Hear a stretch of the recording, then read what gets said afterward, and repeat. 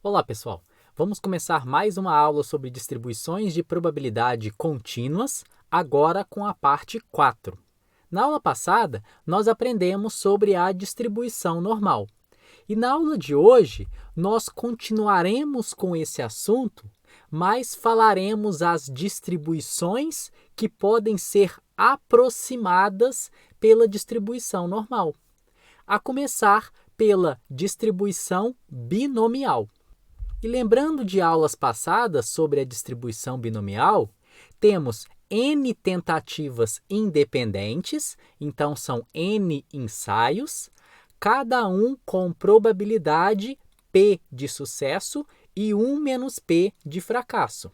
E a nossa variável aleatória x com distribuição binomial conta o número de sucessos nessas N tentativas.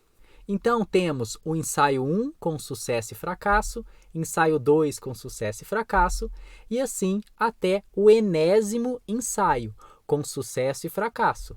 Tal que todos os ensaios sejam independentes, tenhamos somente 2 resultados possíveis, sucesso e fracasso, e a probabilidade em cada ensaio permanece constante igual a P. Então, essa é a distribuição binomial.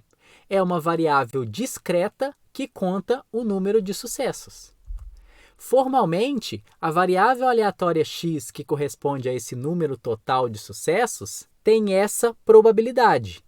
E veja que interessante, a esperança e variância dessa distribuição é n vezes p para a esperança e np1 menos p para variância. Então, essas duas informações vão ser muito úteis para a gente nessa aula. E o gráfico variando as probabilidades são esses. Veja que eles se parecem bastante com a distribuição normal. Entretanto, essa distribuição binomial ela é discreta. O que veremos na aula de hoje é exatamente essa aproximação. É aproximar a distribuição binomial através da distribuição normal. Isso é dado da seguinte forma. Seja y uma variável aleatória com distribuição binomial e parâmetros n e p. Então, temos y dado dessa forma. Se quiséssemos calcular a probabilidade de y ser maior do que 7, seria graficamente essas colunas em azul que estamos vendo. Mas aqui não vamos calcular essas probabilidades utilizando a distribuição binomial, mas sim através da distribuição normal. E veja que interessante essa aproximação. As colunas referem-se à distribuição binomial e essa linha contínua é exatamente a distribuição normal. E essa aproximação é dada através dessa variável aleatória x com distribuição normal, mas qual que seria a média e variância nesse caso? A média é a esperança de y, que já vimos anteriormente é NP. E qual que seria a variância? A variância da distribuição binomial, que é NP1 menos P. Então, é assim que nós aproximamos a distribuição binomial, que é discreta, através de uma distribuição normal, que é contínua. Vamos ver um exemplo um pouco mais específico. Seja y com distribuição binomial, com parâmetros n igual a 10 e p igual a meio. Queremos calcular a probabilidade de y ser maior ou igual a 7. Então, temos essa situação aqui. Como calcularíamos essa probabilidade utilizando uma distribuição normal? Ora, Eduardo, como vimos anteriormente, vai ser uma distribuição normal, com média aqui igual a 5, porque n é 10 e o p vale meio, e a variância é 2,5. Lembrando que aqui é n vezes p vezes 1 menos p. Então, vamos calcular essa probabilidade utilizando a distribuição normal. E veja como que isso é feito. Probabilidade de y maior ou igual a 7 é aproximadamente igual à probabilidade de x, variável aleatória normal, ser maior ou igual a 6,5. Veja que, quando tratamos da variável discreta, a coluna referente à probabilidade de y maior ou igual a 7 são essas que a gente está vendo. Mas quando aproximamos por uma distribuição contínua, temos que considerar esse ponto da figura. Por isso que consideramos 6,5 e não o 7, como vimos do lado esquerdo. Então, é a probabilidade de x, variável aleatória normal, ser maior ou igual a 6,5. Uma sugestão é sempre fazer esse desenho, para saber qual é o ponto na distribuição normal que iremos considerar. Então, calculando essa probabilidade utilizando a distribuição normal, lembrando que x é uma normal com média 5 e variância 2,5, vamos padronizar essa variável x. E como isso é feito? Subtraindo da média e dividindo pelo desvio padrão. Tudo que fazemos do lado esquerdo, temos que fazer do lado direito. Então, eu subtraí a média, que é 5, do lado esquerdo, subtraio também do lado direito. Divido pelo desvio padrão do lado esquerdo, divido também para o lado direito, resultando, então, numa normal padrão, que é a probabilidade de z maior ou igual a 0,94. Agora, basta irmos na tabela e consultar qual é essa probabilidade. E o resultado dá 0,174. Então, a probabilidade aproximada de P de y maior ou igual a 7 é igual a 0,174. E veja que interessante, o valor exato, utilizando a distribuição binomial, é 0,172. Vamos fazer mais um exemplo para ver se a gente entendeu de fato como que é esse processo. Suponho novamente que y tem uma distribuição binomial com n igual a 10 e p igual a meio, e calcule agora a probabilidade de y ser maior do que 3, veja, não é maior ou igual, e menor ou igual a 6. Mas essa probabilidade nós vamos calcular utilizando a distribuição normal. E isso é dado dessa forma aqui. Vai ser a variável x normal. Entretanto, veja que x, nesse caso, deve ser maior do que 3,5, porque no caso da variável discreta y, o 3 não está incluso.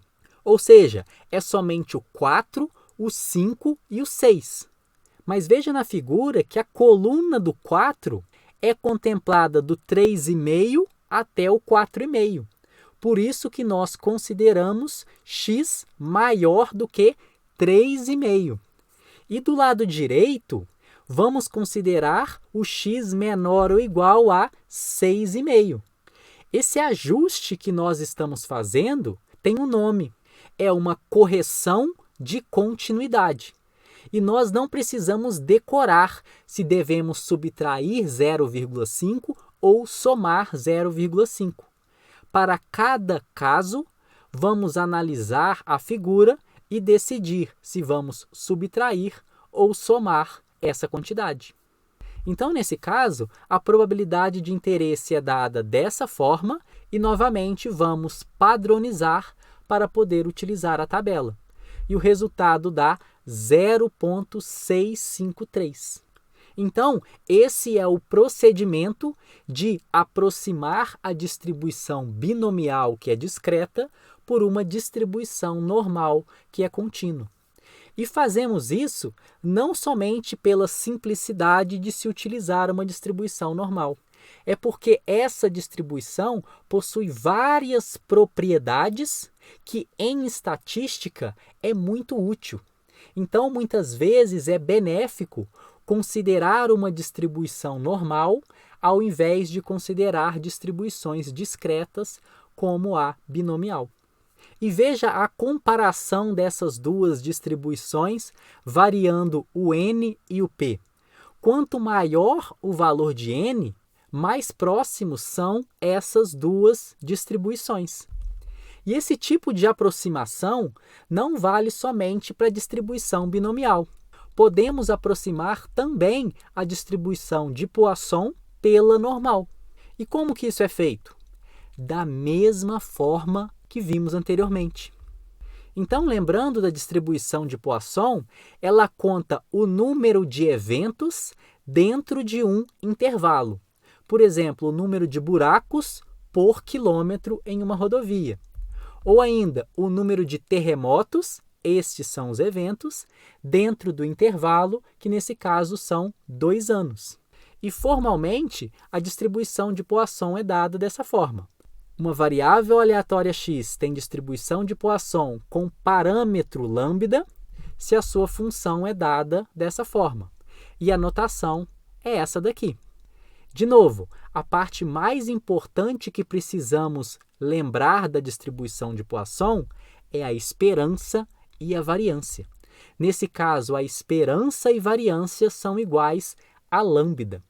Então, como que seria essa aproximação? Considerando W a distribuição de Poisson com parâmetro lambda, temos essa representação. Aproximando para a distribuição normal, vai ser x com distribuição normal. Qual que seria a média? Olha, Eduardo, a média seria a esperança da distribuição de Poisson, que é lambda, e a variância também. Então, a aproximação é muito semelhante àquela que vimos da distribuição binomial. O que vai mudar é que a esperança, nesse caso, é igual a lambda e a variância também é igual a lambda.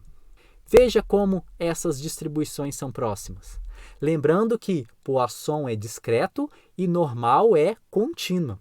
Mas veja que, independente disso, as probabilidades, nesse caso, vão ser muito próximas. Então, o que vimos até agora são essas aproximações. Mas em estatística existem várias outras. O objetivo dessa aula foi mostrar que existem essas possibilidades de aproximações.